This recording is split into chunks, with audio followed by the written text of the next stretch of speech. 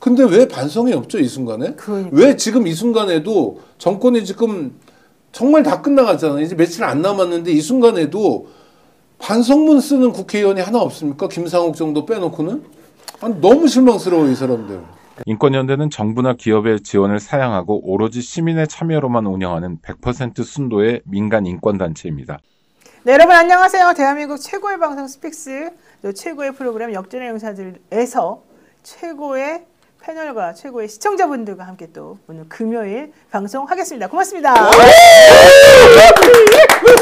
네. 나와야 되는 지금 김지호 대변인 안 나오는데 안 나오니까 더 좋네.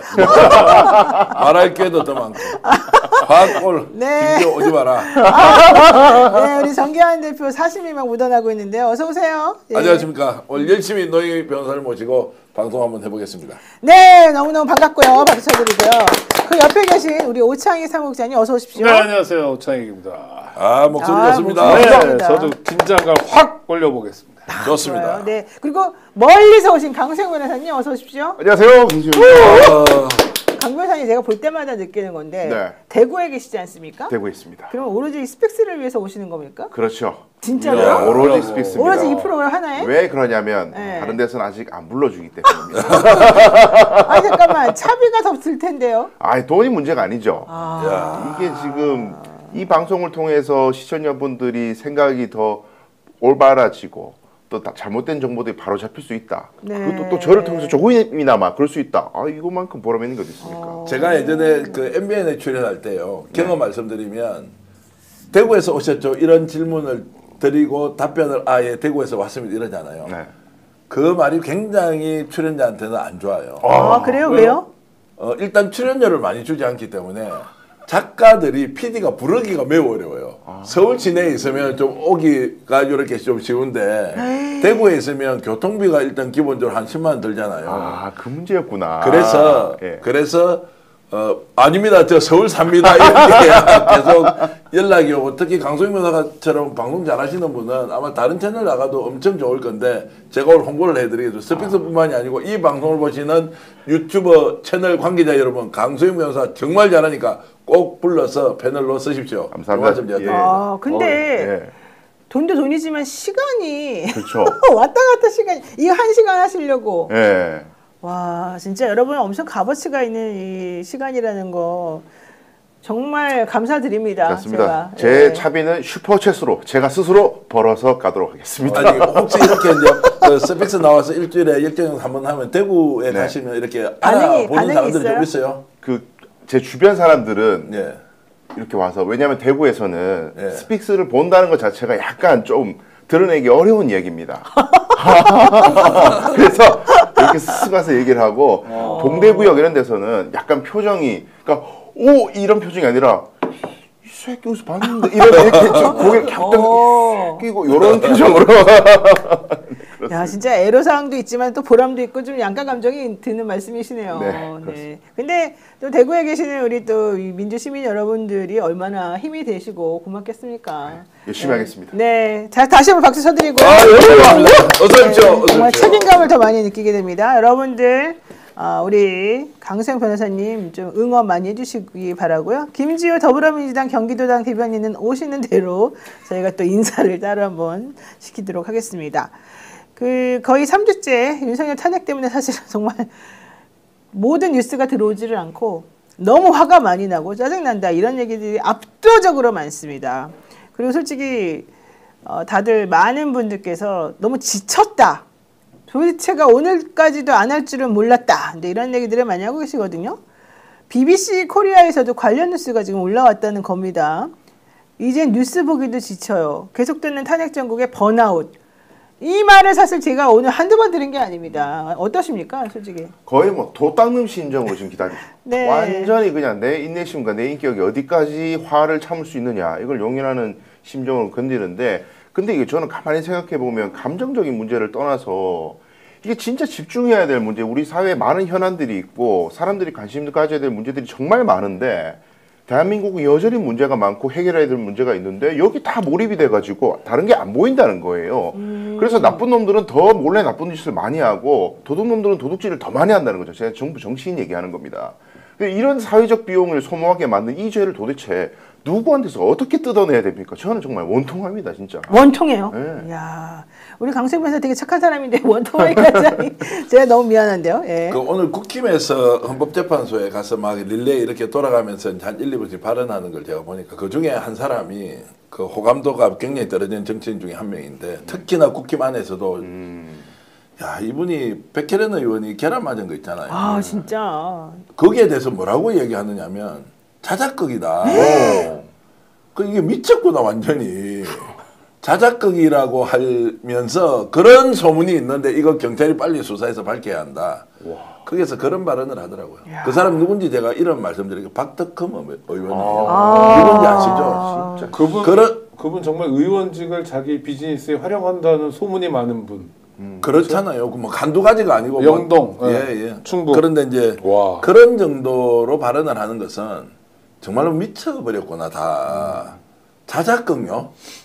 그 누가 가서 그러면은 백혜련 의원한테 자작극을 던져라 그래가지고 그걸 맞아가지고 여기에 정말 눈이라도 맞았으면 어떻게 할 뻔데 그 완전히 덩어리는 맞은 순간 이게 돌하고 똑같다고요. 네, 그게 약간 밑에 맞아서 천만다행인데 그걸 자작극이라는 이야기를 하면서 미쳐 돌아가는 모습을 볼 때 정치가 책임이 아니라 국힘이 책임이고 그 위에는 윤석열과 김건희가 책임이고 거기에서 정말로 자신의 정책 입지를 강화하려는 저 정말로 그 파렴치한 행위를 지금 서슴지 않잖아요. 네. 완전 요즘 저는 국힘에 대해서 기존에 갖고 있는 생각을 바꿔버렸습니다. 네, 정말 상상하기 어려운 말이네요. 그 석동현이라고 윤석열의 변호인은 유도설을 얘기했잖아요. 그 앞에 가서 있는 것 자체가 유도한 거 아니냐. 근데 유도설도 굉장히 고약한 거예요. 그럼요. 근데 그걸 넘어서 이제 자작극까지 나갔다면 정말 막 가는 거고요. 기본적으로 테러 행위, 테러의 결과가 멍든 정도라 하더라도 만약에 계란이 아니었으면 어떻게 했을까 뭐 이런 고민 해봐야죠. 그럼 테러 행위에 대해서는 우리가 정치권, 제도 정치권은 하나의 목소리를 가져야 됩니다. 이건 어떠한 경우에도 용납할 수 없다. 그 대상이 누구여도 안 된다 하는데 이게 우리 사회, 우리 공동체를 지키는 가장 중요한 기본 중의 기본인데 이 기본 중의 기본을 허물어 버리는 거예요. 하긴. 계엄까지 만들어낸 사람들이니 오죽하겠냐마는 네. 그래도 지켜야 될 선은 있죠. 그럼요. 말로 해야죠, 말로. 예? 그러니까 반대가 있으면 말로 이러면 안 되잖아요. 뭐 민주당 책임도 있잖아요. 니들이 뭐 탄핵 많이 했다며요. 뭐 이렇게 말로 하고 그게 아니라 지금 국정 돌아가는 거 봐라 이러면서 말로 하는 게 정치인데 정치인들이 그것도 직업 정치인들이 나이 많이 먹은 직업 정치인들이 말 같지 않은 말을 하고 폭력 테러를 사주하고 선동하는 것 같은 건 네. 정말 용납할 수 없는 일이에요. 그리고 뭐 어차피 이재명 대표 칼 목에 찔려서 정말 큰일 날 뻔한 것도 뭐 긁혀서 누워있었다 이런 얘기하는 사람들. 그러니까 안철수 의원 네. 깜짝 놀랐잖아요. 그러니까 이게 저는 근저에 미치기도 미쳤지만 그런 이야기 하는 사람 근저 심리에는 셈이 나는 거예요. 왜 저 사람한테 주목이 될까? 막 사람들이 막 관심 가져주고 나는 별로 사람들한테 관심 못 받고 있는데 정치인으로서의 시샘이 느껴져요. 그래요? 뭐 어때 빠졌다는 거죠. 그게. 아니 세미나면 상대는 아무렇게나 해도 된다라고 여기나요? 그러니까 안철수 같은 사람이 그런 얘기 하는 게 막 이재명이 막 그 피해를 입은 것 때문에 막 사람들이 안타까워하고 이런 게 셈이 난다는 거지. 나한테 더 관심 가져줘. 와 그렇게 못됐을까요? 아주 못돼 처먹은 겁니다. 제가 보기에는. 아니 그럼 자기가 정치를 잘하면 되고 자기가 그러니까요. 이 당 저당 왔다 갔다 하지 말고 자기 나름대로 그렇죠. 정치 지도자로서 발돋움하고 국민이 볼 때 야 안철수 정말 쓸만한 정치인이다라는 걸 반복적으로 보여주면 되잖아요. 맞습니다. 아유 그거 뭐 말해서 뭐 하겠습니까? 이런 얘기를 하는 동안에 김지호 대변인 오셨네요. 어서 오세요. 안녕하세요. 안 오네요. 어서오세요. 일단 박수는 쳐드리고. 송구합니다. 무엇인 줄 아세요? 배지는 뭡니까? 태극기하고 뭡니까? 민주당 요즘 배지네. 민주당에서 서울시당에서 제작한 예. 배지인데요. 예. 제가 오늘 서울시당 가서 좀 받아왔습니다. 근데 김지호 대변인 안 오니까 좋다고 와 올 잘 됐다고 다른 게 늘어나겠다. 저분이 저렇게 말했어요. 우리는 안 그랬고 저분이 했죠. 그런데 내가 박수는 쳤어. 왜냐 페어플레이 하기 위해서. 아니 안 그래도 우리 정계한 대표님 덕분에 저희의 발언 분량이 없는데 아니, 그 작은 분량까지 욕심을 내시다니. 그런데 늦게 온 사람은 뭐예요? 자라나는 새싹을 좀 키워주십시오. 야 늦게 오면서 디스하네. 야, 이 되게 독특한 캐릭터가 좀 누구하고 알았어. 말씀 많이 있어지는데 하세요. 갑자기. 알겠습니다. 네, 어쨌든 BBC 코리아에서 마저도 이제는 정말 뉴스 보기 지칩니다. 번아웃이 왔습니다. 이런 제목으로 우리나라의 실태에 대해서 알려주고 있어서 정말 부끄러울 수도 있는데요. 제목이 이런 겁니다. 소제목이죠. 너무 지치고 지겹습니다. 이제는 뉴스에도 흥미를 잃었어요. 그러면서 몇 달째 쏟아지고 있는 탄핵 뉴스에 국민들이 피로감을 호소하고 있다. 그리고 인간의 몸은 항상성이라고 해서 안정을 찾아가려고 하는 의지가 있는데 자신의 의지대로 어떻게 할 수 없는 일들이 벌어지는 데서 많은 회의감을 느낀다. 이런 얘기를 이제 어떤 교수님의 말을 인용해서 지금 하고 있고요. 국민들 입장에서 도대체 이게 과연 언제까지 갈까? 언제 끝날까? 이것 때문에 너무 스트레스가 많고 정치 이야기라면 가족끼리도 지금 서로 틀어진다. 이러다가 나중에 정치적 무관심으로 이어질까? 걱정이 된다. 이제 이런 얘기를 했습니다. 자, 늦게 오셨지만 한 말씀 하십시오. 네. 이게 이제 친위 쿠데타다 보니까 내란 잔당들이 도처에 암약하고 있고 이 사람들을 전부 다 추포하지 못하니까 내란이 계속 지속되는 그 느낌? 그러다 보니까 정의가 지연되고 지연된 정의는 정의가 아니라고 하잖아요. 그 사이에 증거가 인멸되고 내란 잔당들이 비상식적인 발언들을 마구 쏟아내고 있습니다. 그래서 대부분의 국민들이 너무 답답해 하시는데요. 제가 오늘 윤석열 탄핵을 외치면서 1인 시위를 했습니다. 성남에서. 근데 많은 분들이 격려를 해주시더라고요. 저희가 좀 힘들지만 같이 힘 모아서 싸우면 좋은 결과가 있을 거라고 생각합니다. 네, 많은 기사들이 대전 MBC 탄핵 선고 언제 하냐, 시민 필요 갈등 한계치다 이런 얘기도 했고요. 노컷뉴스에서도 끝모를 윤석열 탄핵 터널 일상화된 갈등 시민들 필요감 호소한다. 또 강원도에서도 탄핵 심판 선거 언제냐, 강원도민들 너무 필요하다. 중부일보도 기약 없는 탄핵 선고 때문에 경기 경찰 기동대 매일매일 서울 원정 가느라고 죽을 것 같다 이런 얘기 썼고, 여성신문에서도 탄핵 심판 지연 때문에 시민의 필요감이 최고조다 이런 기사들이 올라오고 있습니다. 자, 우리는 그러면 어떻게 해야 됩니까? 이런 피로감이 이제 높아진 이제 국민들의 상황을 잘 알고 있고, 그 우리도 피로감이 엄청 높지만 진짜 선수들은 이제 이럴 때 어떻게 해야 돼요? 단식하는 분 더 강력하게, 목소리 외치는 분은 더 크게, 평론가들은 더 적극적으로 팩트 하나하나를 가져와서 있는 대로 알려줘야 한다. 이런 이제 의무감을 가지고 하면 프로페셔널이고, 야, 나도 같이 다운돼서 못하겠다. 이렇게 하면 이제 또 우리가 오히려 질 수가 있다라는 이제 생각을 하고 있고요. 그래, 더 열심히 하자. 그래서 열심히 한 덕분에 김지호 우리 대변인 얼굴이 굉장히 하얗고 좋습니다. 그 1인 시위하고 온 사람은 얼굴도 밝아요. 얼굴도 밝고. 싸우다 왔으니까. 그러니까요. 그러니까 저는 이제 지금 사태가 굉장히 피곤해요. 다 같이 우리 피곤해요. 그러니까 질문을 던져야 됩니다. 국가기관이 뭐 하는 데인지. 그러니까 이건 헌법재판소의 역할이 어때야 되는지에 대해서 헌법재판관들의 고민이 안 보여요. 그러니까 이건 단순히 성찰 정도가 아니라 그야말로 맹성해야 되는데 중요한 역할을 하잖아요. 정권이 바뀔 수 있고, 그다음에 매우 중요한 터닝 포인트를 헌법재판소에서 찝어줘야 됩니다. 그러면 어떻게 해야 되냐면 적어도 일정이라도 바뀌어야 돼요. 그러니까 지금 애달파하는 국민들을 좀 생각해줘야 되는데 이런 면에서 완전 젬병입니다. 그러니까 저는 이 헌법재판에서 물론 윤석열에 대해서 탄핵 인용하겠죠. 그래서 윤석열을 파면할 거예요. 아마 다음 주일 것 같아요. 근데 이 얘기가 다음 주일 것 같아요라는 얘기를 벌써 몇 주째 하고 있는데 하여튼 하겠죠. 근데 하더라도 저는 헌법재판소의 역할에 대해서는 짚고 넘어가야 된다고 생각합니다. 왜냐하면 이쪽이든 저쪽이든 국민들이 지금 반으로 나눠졌잖아요. 물론 탄핵이 기각돼야 된다는 사람들은 뭐 20%, 30%밖에 안 되고 인용돼야 된다는 사람 60, 70%라 하더라도 그래도 하여튼 둘 중에 하나로 나눠져 있잖아요. 그리고 헌법재판소 앞에서도 막 달걀이 날아다니잖아요. 이런 경우라면 정말 헌법재판소 소장 권한 대행이 기자간담회를 자청해서 판결로만이 아니라 국민들이 기다리시는 거 아는데 조금 요렇게 돼서 이를테면 탄핵 사건이 너무 많아서 먼저 처리할 게 좀 있다. 그래서 예전보다 이를테면 박근혜 전 대통령 경우보다 늦어지고 있다. 죄송하다. 그러나 아무리 늦어도 3월달 안에 한다. 그때까지 좀 기다려달라. 그리고 단식하시는 분들이 있는데 그런 분들 단식을 멈춰달라. 우리가 부담스러워서가 아니라 정말 건강이 걱정된다. 이렇게 얘기하면요. 어떡할 우리 박수 치죠. 아 정말 저 사람들은 공무원 답구나. 에? 국민의 신뢰를 보내줄 수 있는 사람들이구나 해야 되는데 그런 면에서 아무것도 없어요 지금. 좀 규탄하고 싶어요. 공부 잘해가지고 사법고시 패스하고 판사 됐는데 엘리트여서 정말 좋은 법원에 쭉 다니면서 최종적으로 장관급 대우를 받는 헌법재판관이 되었다. 이 사람들이 지금 국민들한테 하는 거 보세요. 국민들이 있어서 저분들이 헌법재판관 된 거 아니에요? 좋은 대학이 존재했으니까 좋은 대학에 가서 했지. 본인 잘한 거는 공부 잘하는 거지. 공부 잘하는 것으로 저 위치에 올라갔으면 그만큼 사회적 책임을 다해야 한다는 거죠. 국민들이 이게 5천만 국민들이 이렇게 지금 가슴 졸이면서 있는데 한마디 설명을 안 해요. 저는 근본적으로 헌법재판소를 저런 방식대로 둬야 하는 것이 맞느냐 아니냐. 크게 보면 사법 카르텔과 다를 바가 없다. 헌법재판관들이 지금 국민을 대하는 자세는 보수 중도 진보의 문제가 아니라 저런 식으로 다루는 것은 반드시 어떤 식으로든 조치를 해야 한다. 만약 대통령이 저렇게 한다 그러자면 인정하기, 대통령은 권위로 따지면 국민 절대 다수의 동의를 받아서 인정하는 최고의 국가 원수잖아요. 그 사람 저렇게 할 수 있습니까?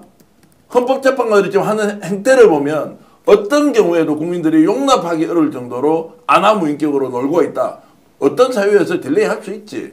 설명해 줘야 되지. 내용을 밝히라는 게 아니잖아요. 그럼 저는 전적으로 동의하면서 헌법재판소의 기능 그리고 국가를 구성하고 있는 주요 기관들의 국민에 대한 태도 이런 거 이번에 반드시 따져봐야 한다고 봅니다. 예, 그리고 제가 대구에서 이제 방송을 제가 진행하는 방송에서 이제 중앙정치라는 이제 뭐 있는 그대로 얘기하면 이제 개혁신당 쪽 분이 패널로 나와가지고 이런 말씀을 하시는 거예요. 지금 분위기가 여론 분위기가 이 윤석열의 탄핵을 반대하는 사람들의 에너지는 굉장히 응축돼 있고 굉장히 뜨거운데 윤석열 탄핵돼야 된다고 주장하는 사람들은 계속 식고 있고 지쳐 보인다. 그래서 사회적 에너지가 떨어져 보이고 탄핵이 각하되어도 그다지 사람들이 분노하는 사람들이 많지 않을 것이다. 이따위 말씀을 하시는 거예요. 그분은 국힘을 쭉 하다가 개혁신당 가신 분인가요? 그렇죠. 예, 그래서 제가 너무 화가 나고 짜증이 났지만 진행자라서 못 싸웠는데 근데 저는 저를 돌이켜봤어요. 아 나도 모르게 이거 정말 신문한다 지친다 왜 안 나와 짜증나 이런 분위기에서 나도 모르게 다운되지 않은 이런 생각이 들더라고요. 근데 시민분들은 여전히 광장을 지키고 있고 여전히 고생스럽게 밤을 새시는 분들이 계시더라고요. 그래서 제가 진짜 스스로 반성했습니다. 그래서 모두가 각성해서 뭐 다음 주 금요일인지 언제인지 모르겠지만 이 에너지 그대로 유지하고 어디서 그런 말도 안 되는 망발 안 듣게 우리 하나로 여전히 너무 냉소적으로 제가 댓글 보니까 막 오히려 비관적으로 얘기해 줬으면 좋겠다는 분도 있더라고요. 불안한 게 싫으니까 차라리 안 좋게 얘기해 달라. 그런 태도 우리 보이지 맙시다. 그건 패배주의야. 우리 다 같이 한번 에너지 한번 내보자고요, 진짜. 그래요, 좋아요. 제가 한 예를 하나 들어줄게요. 작년 9월, 10월에 스픽스에서 우리 강혜경 씨 모셔서 놓고 인터뷰할 때 제가 속으로는 아니 공중파 신문도 두려워가지고 저렇게 대담하게 방송 못하는데 유튜브 방송에서 저렇게 했다가 보복당하지 않을까? 근데 지금 어떻게 됐습니까? 오세훈 압수수색 당했습니다. 정말 이 스픽스에서 강혜경 씨 모셔다 두고 용감하게 방송했고 이 많은 분들이 여기서 좋아요 퍼뜨리고 기사화되고 그러니까 방송사 신문사 모두 달라붙어서 아직 김건희 윤석열까지는 수사하지 못했지만 이 사항이 오세훈 서울시장이라는 대권주자 압수수색까지 이어졌잖아요. 저는 사실 유튜브 방송 스픽스도 그러한 영향력을 행사할 수 있다. 그래서 지금 시청하시는 분들이 지금 보시고 좋아요 눌러주시고 공유해 주시고 적극적으로 동참해 주시면 윤석열 내란 속에 탄핵 멀지 않았다고 생각합니다. 네. 그리고 아니 두 분 법조인 압수수색을 검찰이 공개적으로 가잖아요. 우리 오늘 아침에 오세훈 털러 갈 거예요. 대상은요 집무실하고요. 그 다음에 집이에요. 이렇게 할 거예요. 그 다음에 부하들 한두 명 탈 거예요. 라는 건 뭡니까? 검찰이 일정하게 수사를 다 마무리해 놓은 거잖아요.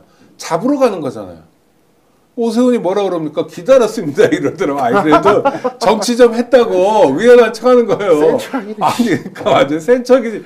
뭔 놈의 정치인이 압수수색을 기다리고 있습니까? 이재명 대표 그렇게 많이 당했어도 기다린 적이 있었겠어요? 한 번도 없을 거 아니에요. 올 때마다 싫잖아요. 올 때마다 업무 방해하는 거 해집어 놓고 자존심 상하고. 근데 오세훈 씨는 어떻게 되냐? 감옥에 가기 직전이거든요, 지금. 지금 정말로 문제가 심각한 상황인데 그러고 있어요. 이걸 김지호 대변인 말씀처럼 이 지형을 만들어낸 거예요. 우리 스픽스가. 정계환 대표님. 박수 한번 제가 하는 게 아니고 노인 변호사가 우리 같이 하는 거고. 아니 어찌됐든 뭐 갑자기 뭐 우리가 어떤 역할을 했느냐 이제 이런 것보다 좀 지쳐 있을 때 우리가 좀 붐업은 좀 하자. 그리고 또 노인 변호사 취재 열심히 하고 저도 취재한 내용 보면 대세는 관계없다. 그리고 이것도 희망 고문하지 마라가 아니라 우리가 좀 더 객관적이고 과학적으로 접근해서 분석했을 때 대세와 관계없다.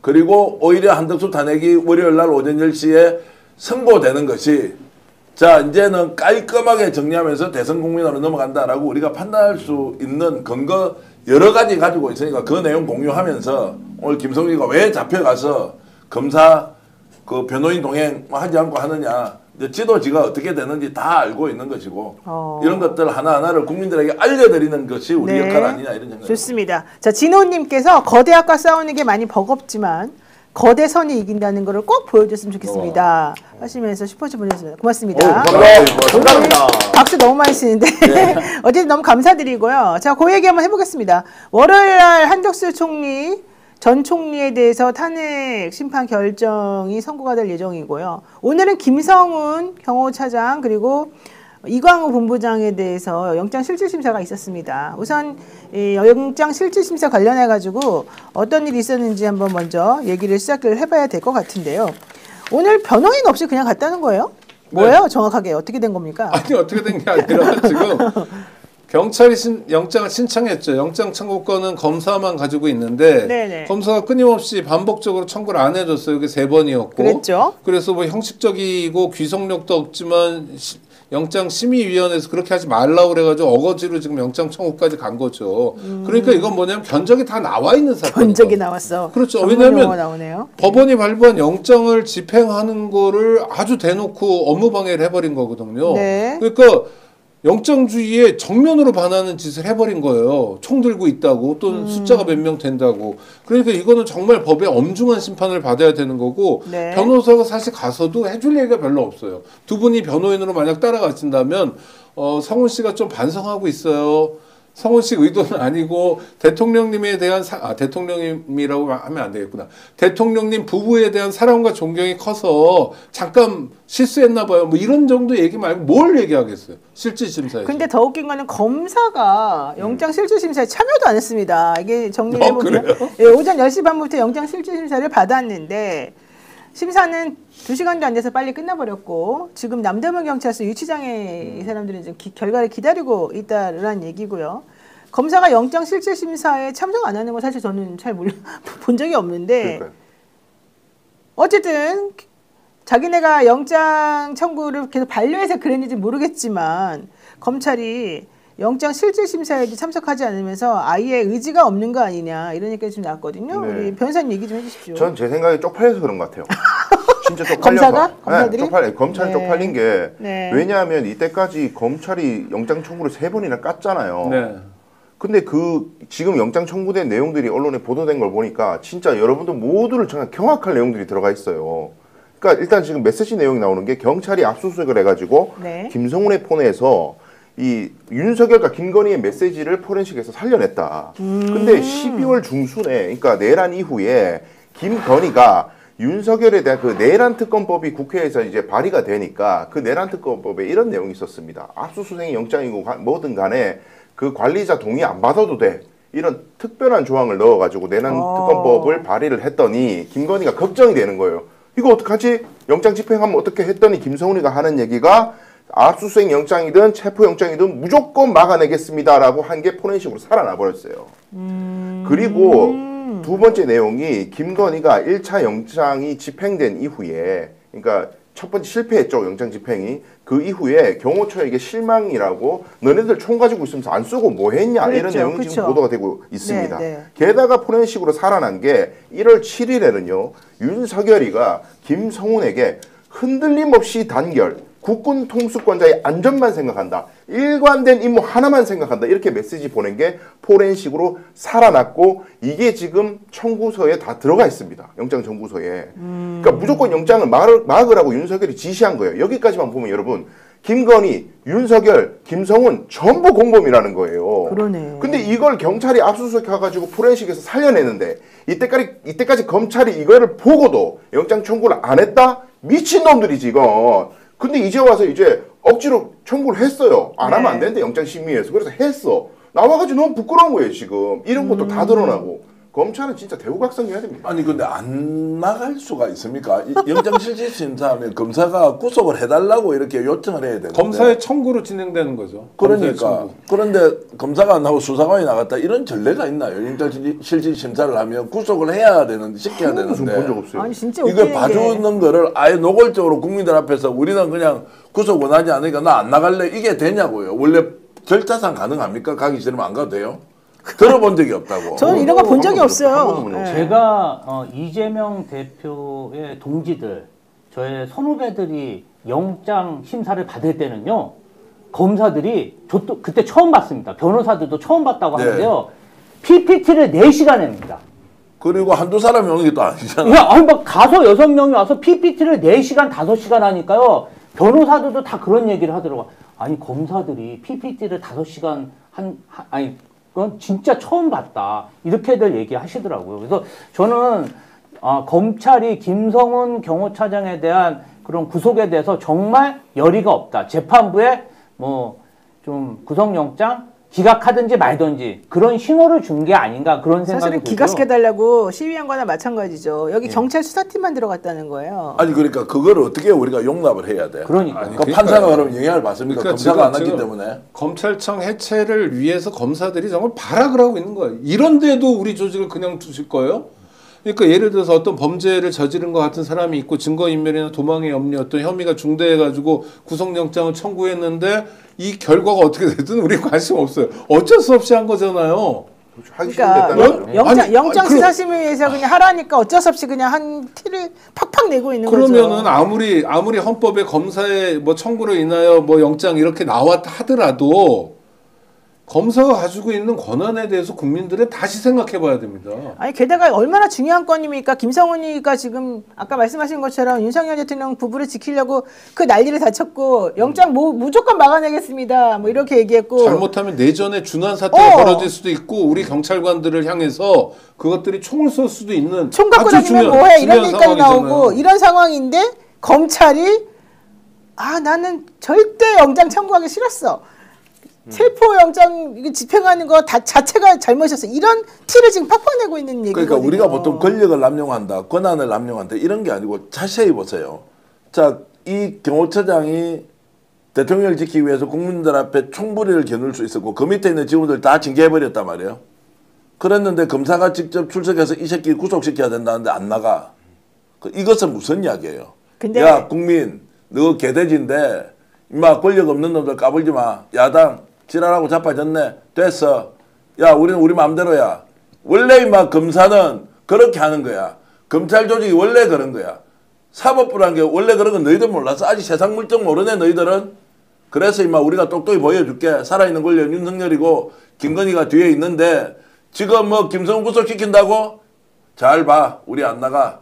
이게 임마 대한민국 검찰의 본 모습이야 라고 국민들한테 선전포고를 하는 것이다. 내가 국민 입장에서 얘기하면 그런다고 예. 구속 안 될 것 같아? 3시간만 기다려봐라 바로 영장 나오지.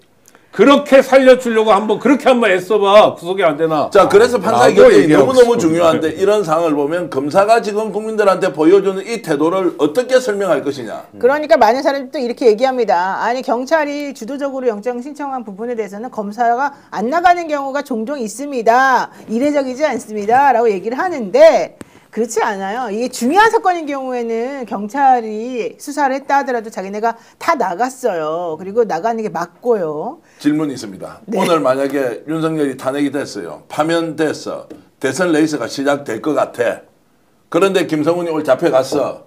영장 실질심사 하는데 검사가 안 나간다고? 나갔죠. 나가죠. 안 나간다고? 나가죠. 1000% 나가고 한 명이 하고 5놈, 10놈이 나갈 수도 있다고. 그럼요. 이렇게 지금 기회주의적 행동을 하고 있는 이 검찰 조직, 우리가 어떻게 봐야 하느냐. 그럼 우리 같은 놈들 이제 잡아가서 나중에 고문하겠네? 저는 근데 김성훈 경호차장하고 김건희 씨, 윤석열 내란수계가 그 소통하는 부분 있잖아요. 이 시점하고 내용에 대해서 한 번 더 짚을 게 있어요. 네. 자, 김성훈 경호처장이 12월 중순 김건희 씨로부터 어떤 지시를 받은 거잖아요. 그때가 언제입니까? 12월 14일 윤석열 탄핵. 내란수계는 탄핵 소추를 받아서 직무가 정지됐을 때입니다. 더더군다나 김건희 씨는 의무 없는 자예요. 아무런 직위가 없는 자예요. 그런데 그런 자의 지시를 받았다? 두 번째, 1월 달에 윤석열로부터 또다시 지시를 받죠. 그렇죠. 나를 지켜라. 이것도 윤석열이 탄핵 소추를 받아서 직무가 정지됐던 때 권한 없는 자가 국가공무원인 김성훈에게 지시를 한 거 아닙니까? 근데 그 지시 내용이 뭡니까? 공권력의 정면으로 도전하라는 얘기잖아요. 네. 그러면 이거 사실 내란 범인 은닉 아니면 내란 증거 은닉 더 크게 보면요. 네. 내란에 가담한 죄 아닙니까? 그런데 이러한 사항을 경찰과 검찰이 알았는데 이거 관련해서는 왜 수사를 안 하죠? 아, 정말 그렇습니다. 근데 그것도 그렇지만 이제 아까 한 말에 연결해 보면 법정에서 의견 진술을 해야 되는데 의견 진술을 할 수 있는 사람이 검사, 변호사, 피의자거든요. 근데 이제 요즘은 판사들이 적극적으로 물어보기 전에 예전에는 이제 변호사들이 많이 했는데 판사들이 적극적으로 물어보면 그때야 변호사들이 대답을 하도록 되어 있어요. 그런데 실질적으로 그렇기 때문에 경찰은 수사팀이 자기네들이 열심히 했어도 검사들이 갑니다. 그럼요. 왜냐하면 영장 청구권이 검사에게 있기 때문에. 근데 거기를 안 갔다는 것 자체가 너무 상식적이지가 않고. 중요한 메시지. 오늘은 그랬죠. 네. 어제는 오세훈 압수수색했죠. 그러니까 이 친구들이 두길보기처럼 하는 거예요. 저는 이런 면에서 오세훈 잡는데도 쓸만한 카드가 아니에요. 라고 얘기하고 웅변하고 있고 정치 쇼를 하고 있고 그러나 아직 세상은 안 바뀌었잖아요. 이러고 정말 직무를 유기해버리고 있고 이해할 수 없는 그러니까 사람들이에요. 조지호 경찰청장하고 김봉식 서울경찰청장 구속영장 실질심사할 때 그래서 경찰이 다 주도적으로 수사했지만 검사들이 다 가서 이걸 했던 거거든요. 그러니까 이게 또 중요한 게 제가 또 생각해 보면은 어쨌든 김성훈이라는 사람이 윤석열과 김건희에게 굉장히 총애를 받는 사람이고 이 사람만큼은 구속이 안 되게 하려고 각고의 신경을 쓴 것 같은데 검찰이 나와가지고 윤석열, 김건희가 바깥에서 돌아다니고 있는 상황에서 김성훈이는 잡아 넣어야 됩니다라고 판사 앞에서 설명할 깡이 없다. 검사가. 이런 생각도 들거든요. 눈치를 네. 보고 있다. 여전히 윤석열과 김건희가 시퍼게 뜨고 간섭하는구나. 그런데 어쨌든 그런 걸 다 떠나서 지금 이제 오늘 밤에 아마 결과가 저는 나올 것 같은데 확정적입니다. 제가 보기엔 구속이 확정적인 이유가 김성훈과 이광호 이 사람들은 실제로 증거인멸을 했어요. 그러니까 삭제 지시를 했어요. 증거를 네. 삭제하라고. 구속 사유 중에 가장 대표적인 것이 증거인멸의 우려인데 이건 우려가 아니라 했어. 증거인멸을. 게다가 두 번째로 이 김성훈이라는 사람이 윤석열의 지시를 받은 적 없다. 그냥 내가 법률에 따라서 경호한 거다. 맞아요. 이따위 진술을 했는데 윤석열의 문자가 나왔잖아요. 그렇죠. 이 자식이 거짓말한 거야. 공범을 은닉한 거예요. 그렇죠. 윤석열의 공범 사실을 은닉한 거예요. 이거는 100% 1000% 이건 구속 사유예요. 네, 게다가 김건희 씨하고 이 경호처의 이 차장하고 나눈 대화가 텔레그램 캡처 형태로도 그대로 다 남아 있었고, 그러니까 윤건영 의원이 야, 사생팬이야 이런 얘기까지 지금 했는데 김 여사가 어쨌든 윤 대통령을 의미하는 부의를 언급하면서 부의가 염려한다. 특검법 때문에 영장 집행 들어오는 것에 대해서 걱정한다. 이러니까 김성훈이가 걱정하지 말아라. 압수영장이니 체포영장이니 내가 다 막아주겠다. 이러면서 텔레그램 캡처한 거 이 메시지 그대로 놔두고 있고 흔들림 없이 단결 국군 통수권자의 안전만 생각한다. 일관된 임무만 하나면 생각한다. 이렇게 윤석열 대통령이 또 답한 내용도 사실은 여기서 나왔다라고 하고 있고 엄청나게 지금 이들 간의 관계가 그러니까 매우 이해할 수 없을 정도로 거기에 김성훈의 답이 진짜 걸작인 네, 게 네. 윤석열이 그렇게 얘기하니까 직원들에게 주지시켰습니다. 숭고한 임무 수행을 위해 충성을 다하겠습니다. 네. 뭐 왕조야. 지가 뭐 어디 뭐 포옹 정몽주인가? 게다가 시그널이라고 하는 그걸 이용해가지고 이렇게도 했어요. 대통령께서 전략을 세우시고 준비하시는데 전혀 지장이 없도록 저희 경호처가 철통같이 막아내겠다. 그 요 문자 뒤에 3일 뒤에 경호처장이 사임하잖아. 저 박종준이 나가버리고 그 상황에서 김성훈이가 다 지휘하려고 그랬는데 일선 경호처 직원들이 다 명령 안 따른 거 아니에요. 그랬죠. 근데 이놈을 구속을 안 시키고 이제 인사보복을 하도록 법원이 냅둬, 검찰이 냅둬. 이게 진짜 나라가 이 꼬라지라가 되겠습니까? 그러나 박정준이가- 그냥 냅두지는 않을 겁니다. 법원은 구속영장 발부할 거고. 박정준이 사임하기도 전에 김성훈이가 사실은 이들하고 끈끈한 관계 유지하면서 박정준이를 옆으로 제껴놓고 자기네끼리 이런 짓을 했었다는 얘기입니다. 결론은. 그러니까 국가 공무원인 김성훈이가 왜 그런 짓까지 하냐. 제 생각으로는 그러네요. 윤석열, 김건희 내가 정말 엄청난 이권을 김성훈에게 권한을 주지 않았으면 김성훈이가 그렇게까지 충성을 했을까. 그러니까 국가 권력을 철저히 사적으로 편취한 사례가 적나라하게 드러났다. 이렇게 봐야 됩니다. 우리 눈에 보이는 거는요. 저는 일부이고 절대 다수 그러니까 비율로 따지면 이제 비움이다. 한 20-30% 봤으면 70%, 80%는 아직 드러나지도 않았을 것이다. 이권 개입은 모든 충성파에게 이권을 나눠주기 위해서 했던 흔적들이 있고요.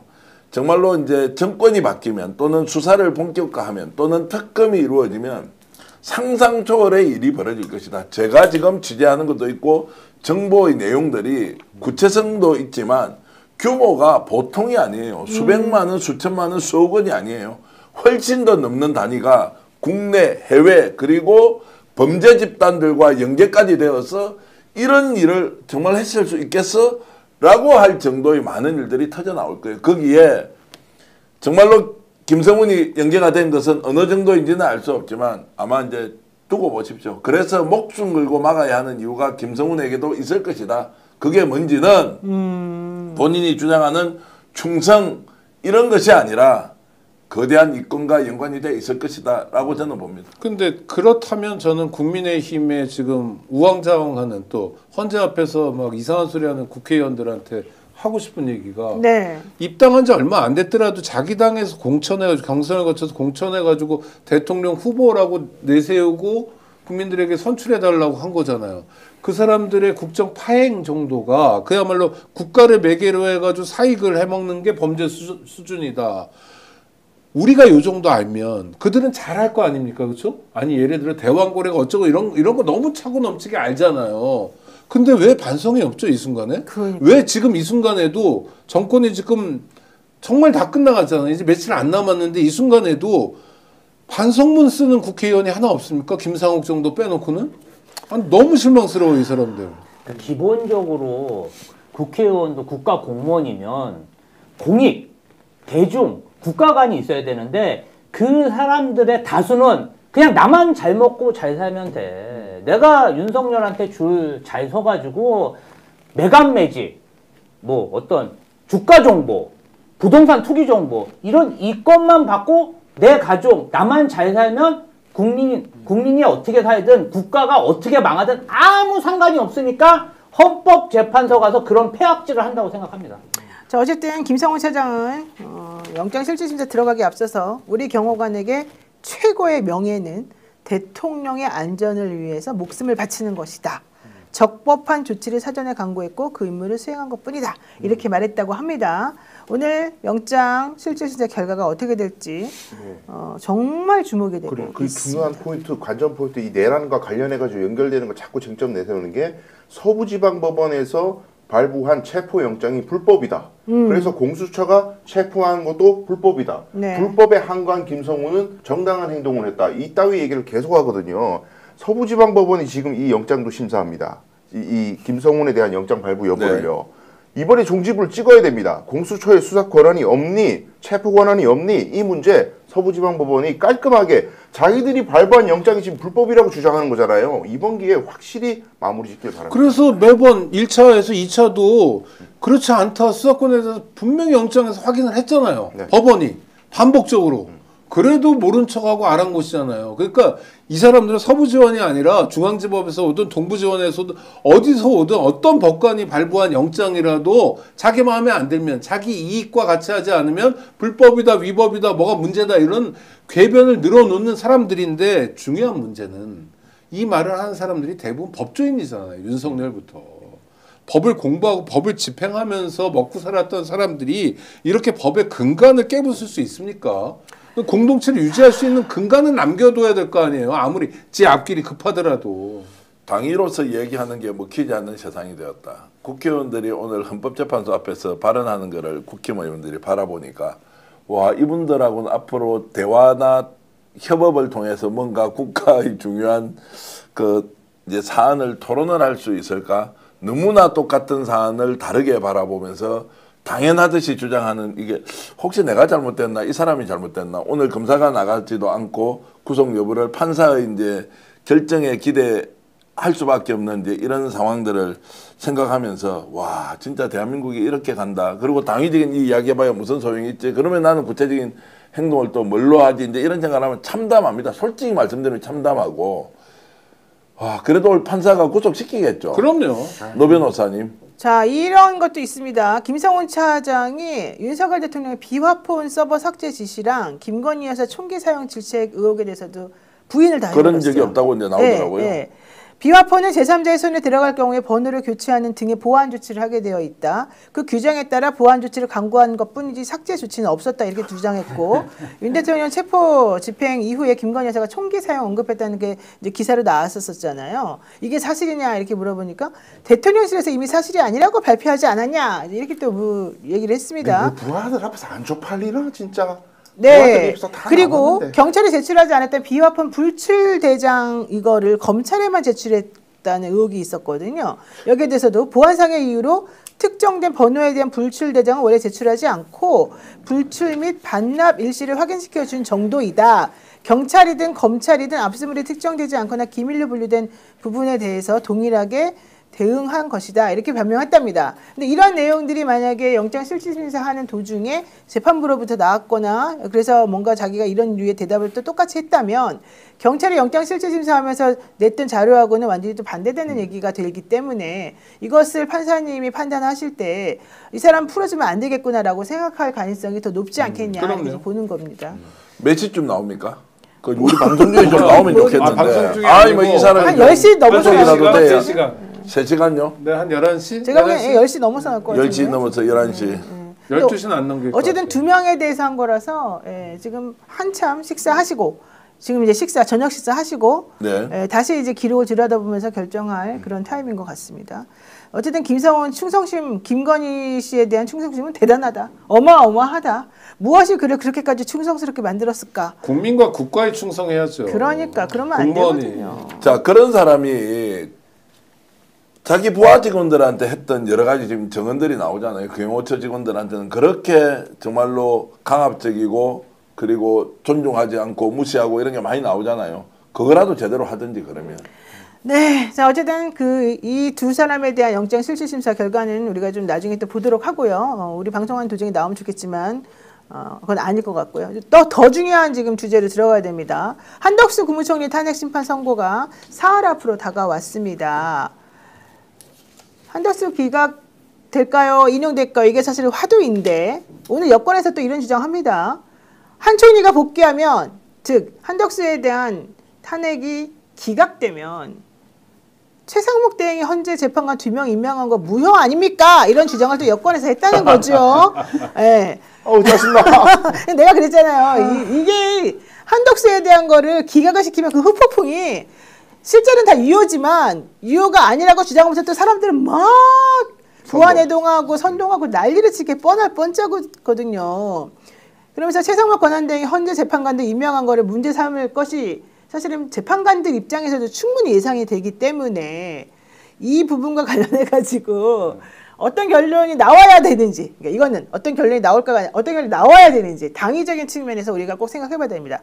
김재원 전 최고가 YTN 라디오에 나와가지고 각하 결정이 나오면 최상목 대행의 법적인 효력이 또 문제가 될 수 있다. 정계선 조한창 임명 효력이 어떠냐. 이 논란 분명히 우리는 짚을 것이다.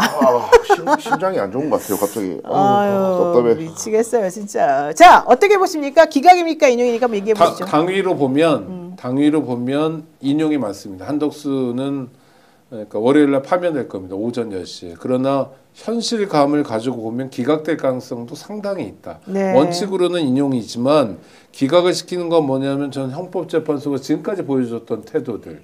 이를테면 국회 차원에서 진행됐던 숱한 탄핵소추 사건에 대해서 마치 이게 형사재판이라고 하는 것처럼 굉장히 많은 걸 갖다 놓고 엄밀하게 따지는 헌법재판소의 태도로 볼 때는 한덕수가 마땅히 탄핵돼야 되고 마땅히 집에 가야 될 사람임에도 불구하고 기각시킬 가능성이 꽤 있다. 물론 이건 윤석열에 대한 탄핵 사건하고는 다르다. 그러나 이들은 어쨌든 이렇게 주장하죠.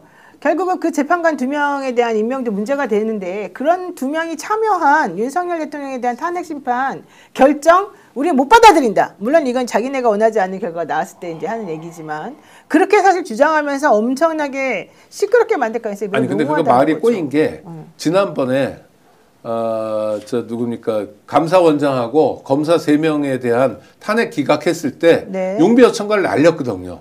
헌법재판소 잘한다 뭐 이런 얘기를 했기 때문에 지금 스텝이 좀 꼬인 거예요. 이 사람들이. 더 심각하게 꼬인 건 제가 말씀드릴게요. 만약에 최상목이가 한덕수가 다시 돌아오게 되면 이때까지 최상목이 했던 건 무효야. 이따구로 얘기할 것 같으면 최상목이 거부권 행사한 것도 다 바로 무효예요. 그거예요. 바로 그거예요. 특검법 다 살아있어. 그런 멍청한 것들아. 그래가지고 한상희 교수도 이 사람은 원래는 사실은 이 탄핵에 대해서 되게 회의적인 사람이긴 한데 권한대행으로서 한 행위들을 전부 부정한다면 법질서의 극도 혼란을 야기하기 때문에 현실적으로 불가능하고 재판관 임명 하나만이 문제가 아니라 거부권 행사한 거 전부 다 무효가 되는데 그거 어떻게 해결할래? 이런 얘기를 하기도 했습니다. 아이고 참네요.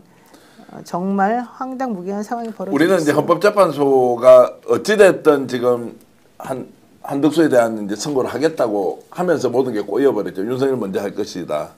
그 전까지는 전망을 한 윤석열 먼저 하는 것이 당연하다. 그런데 이제 한덕수가 끼어들어 버렸는데 왜 그러면 이렇게 했느냐. 해석할 수밖에 없죠. 그 사람들 마음에 들어갈 수 없으니까.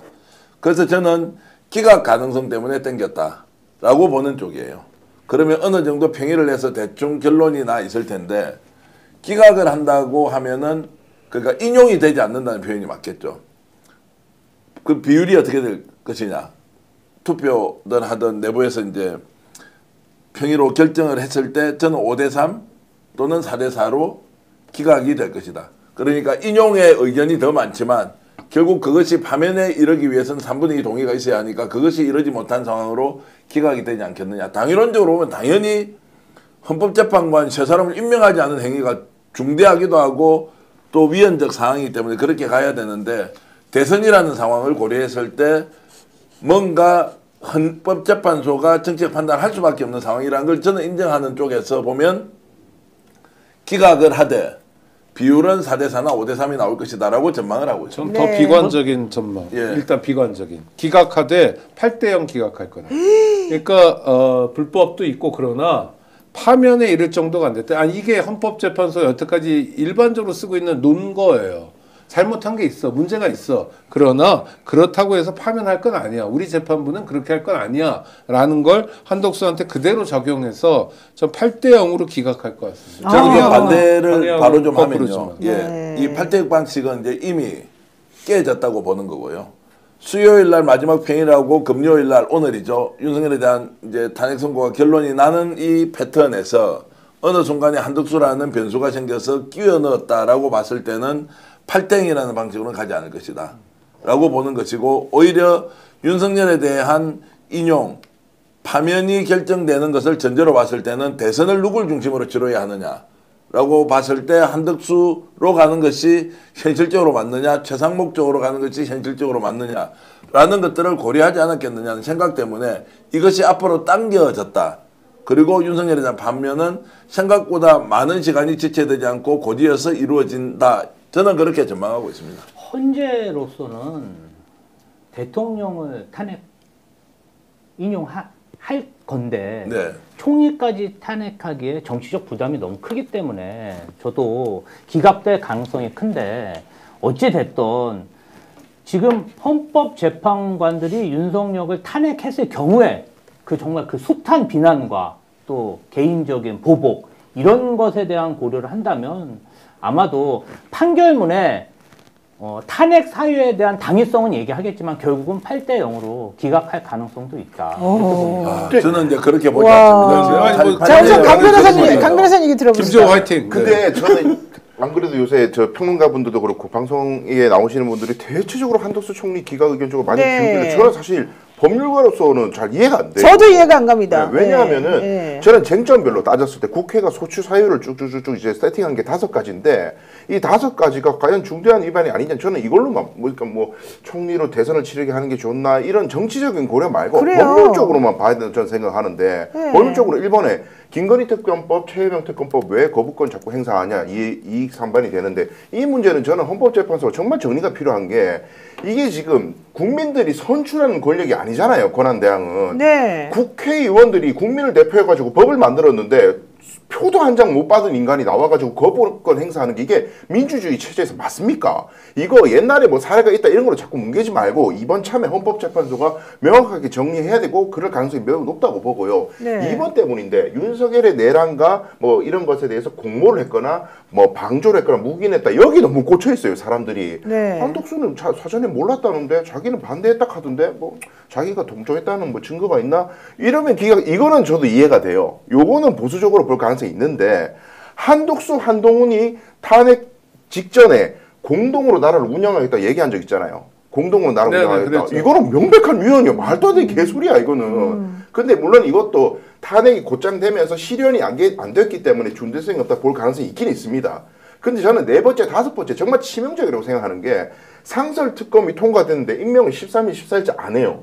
이거는 상설특검법의 취지를 완전히 무너뜨리는 거고 내가 왜 임명을 안 하는지 이유도 설명 안 해요. 그냥 뭉개. 이런 거를 방치하면 나라 제도가 완전히 무너집니다. 그럼요. 다섯 번째, 헌법재판관 임명 안 하는 문제는 아니 최상봉기 마은혁 하나 임명하는 것도 권한쟁의 심판에서 위헌이라고 선언을 했는데 이거를 갖다가 뭐 권한쟁의 심판 있기 전이니까 한덕수가 헷갈렸을 수도 있지 이런 식으로 면죄부 주잖아요. 아유. 헌법재판소의 제도가 다 무너집니다. 아무도 안 따라가. 그럼요. 헌법재판소 입장에서는 이거는 살려야 돼요. 위헌으로. 저는 그렇게 해서 인용으로 봅니다. 저는 강 변호사님 말씀 맞는 말씀이라고 생각해요. 그런데 윤석열 내란 수계 구속 취소 누가 했습니까?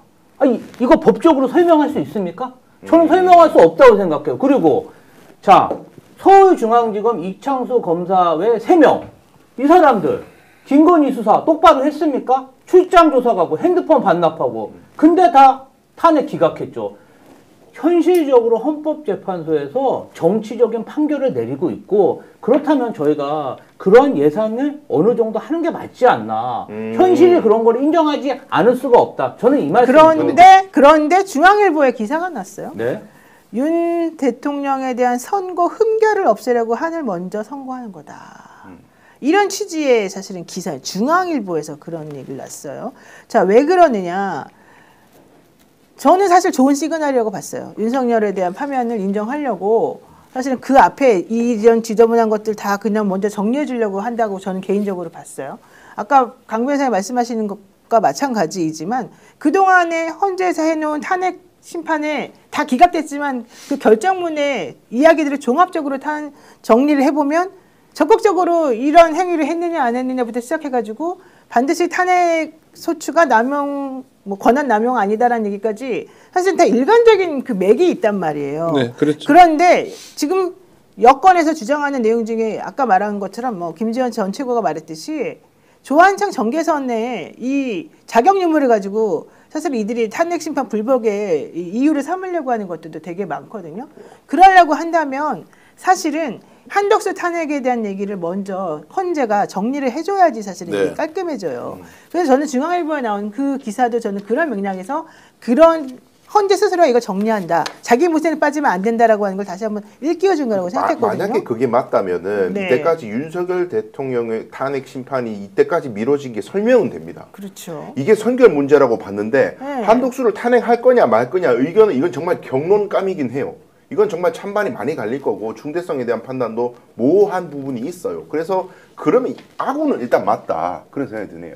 그래서 짧게 말씀하시죠. 하겠습니다. 예. 그래서 한덕수에 대해서 기각하고 기각의 여세를 몰아가서 윤석열을 파면하는 구도로 갈 거라고 봐요. 저는 그렇게 그런데 본다고. 8대 0은 아니다. 이제 제가 문제를 하나 제기하자면 이제 이런 거예요. 굳이 양보를 해서 헌법재판소가 왜 지금 한덕수를 먼저 가져왔느냐. 제가 가정해 볼게요. 윤석열을 먼저 파면을 했습니다. 결정이 났습니다. 그 뒤에 만약에 파면을 하면 어떻게 됩니까? 대통령이 없지 않습니까? 공석이거든요. 최상목이 권한대행을 받지 않습니까? 최상목으로 대통령 선거를 60일 내에 치러야 돼요. 그런데 한덕수를 그 뒤에 기각을 해버립니다. 한덕수를 기각했다. 한덕수가 다시 대통령 권한대행이 됩니까? 안 됩니까? 이것은 우리가 한 번도 경험을 해본 적이 없어요. 대통령이 지금은 직무가 정지됐으니까 돌아와서 권한대행을 할 수 있는데 대통령이 파면이 돼버려서 이제 존재하지 않아. 그런데 권한대행이 최상목인데 그 뒤에 한덕수가 기각이 되어버리는 상황이 오면 최상목 자리를 대체할 수 있느냐 없느냐는 것은 엄청난 혼란을 불러올 수 있어요. 경험을 한 것도 없지만 법조항도 없어. 그러니까 기각 안 시키면 되잖아요.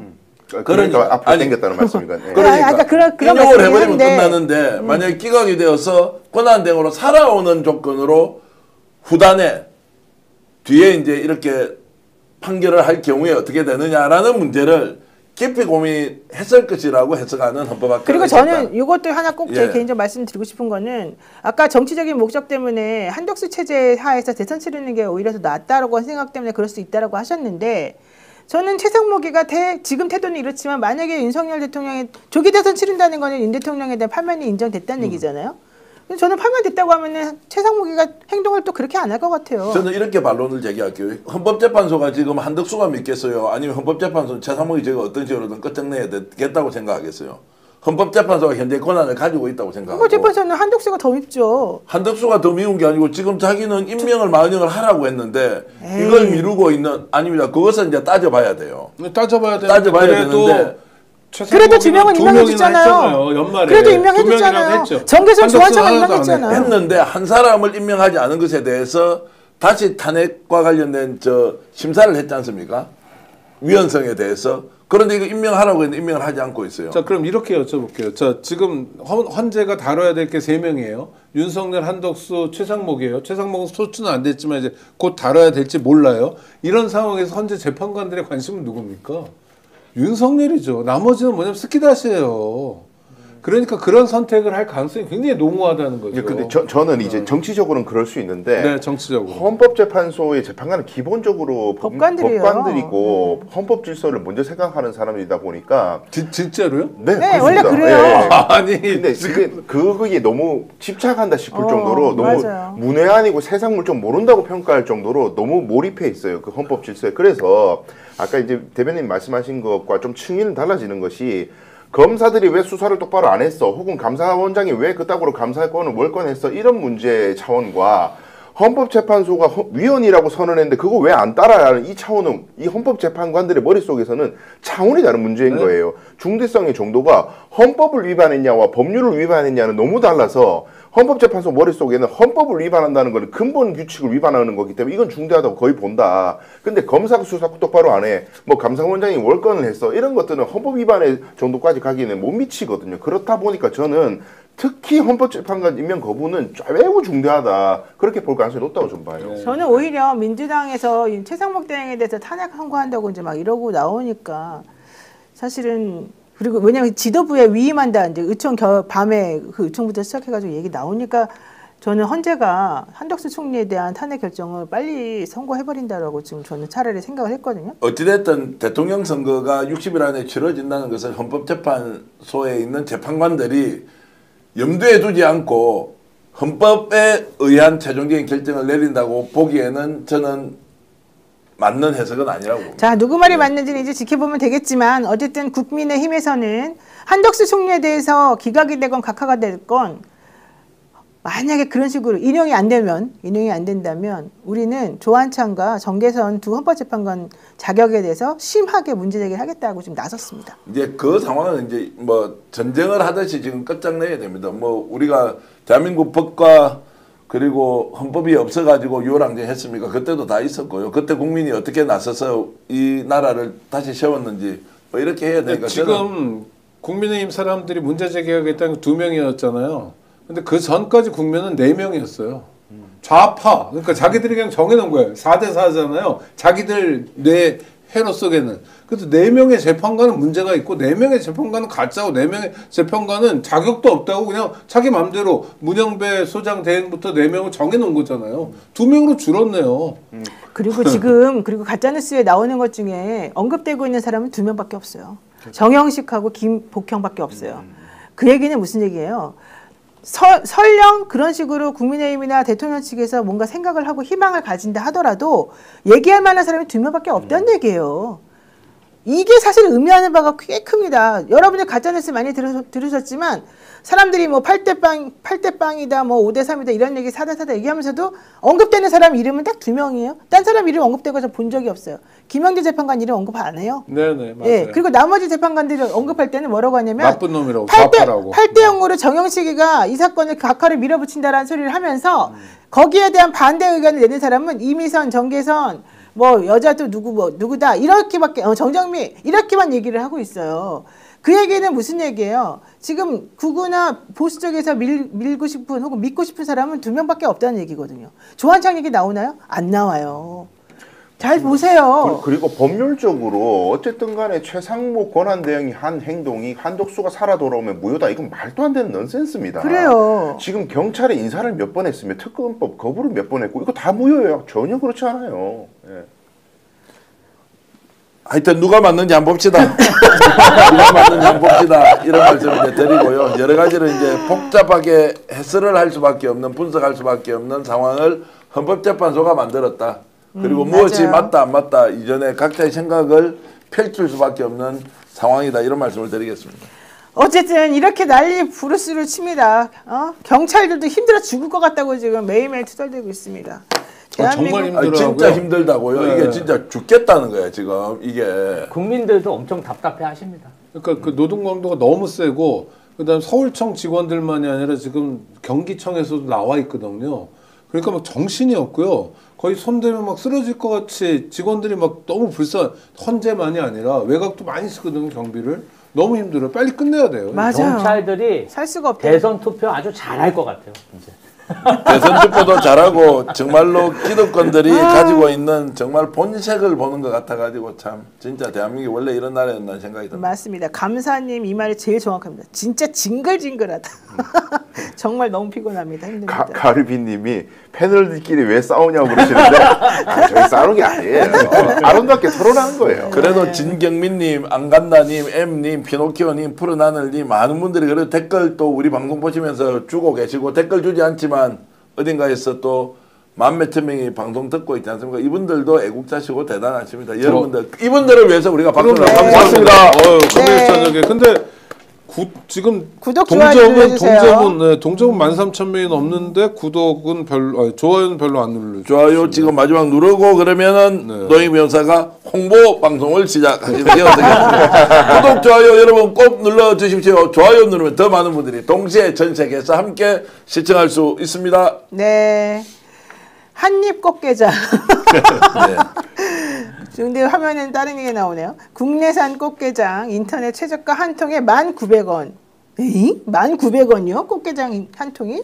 꽃게는 물론 부재료까지 전부 국내산으로만 가득 채운 경양푸드 한입 꽃게장입니다. 간장게장, 양념게장 두 가지 다 준비했으니 입맛대로 골라서 드셔보세요. 한 통당 1,900원이고요. 배송비는 별도로 3,000원이 들어갑니다.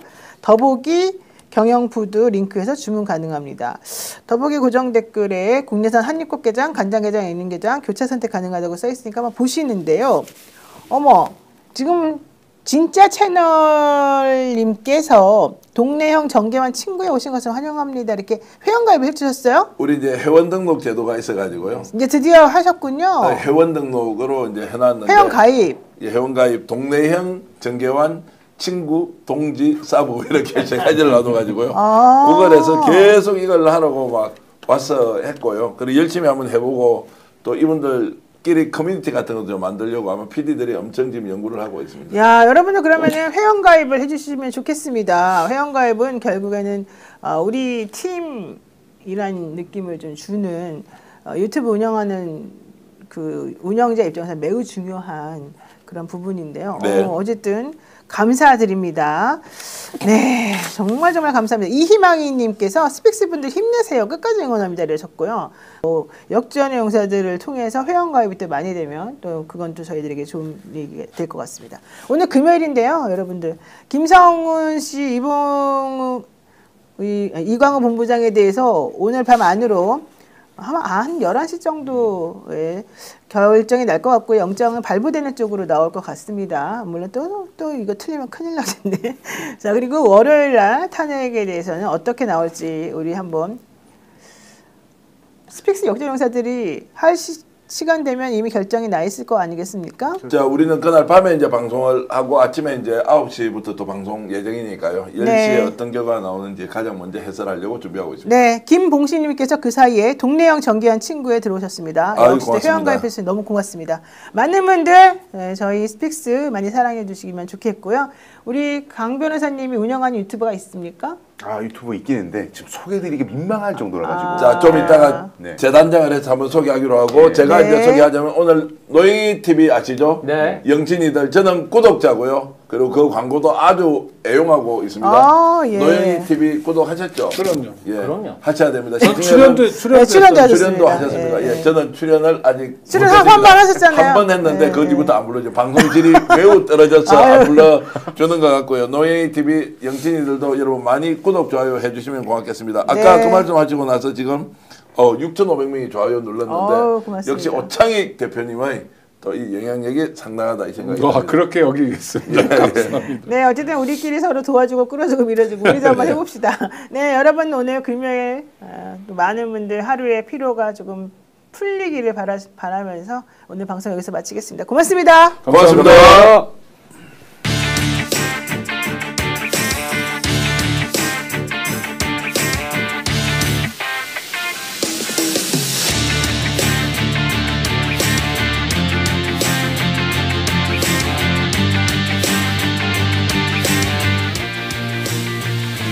역전의 용사들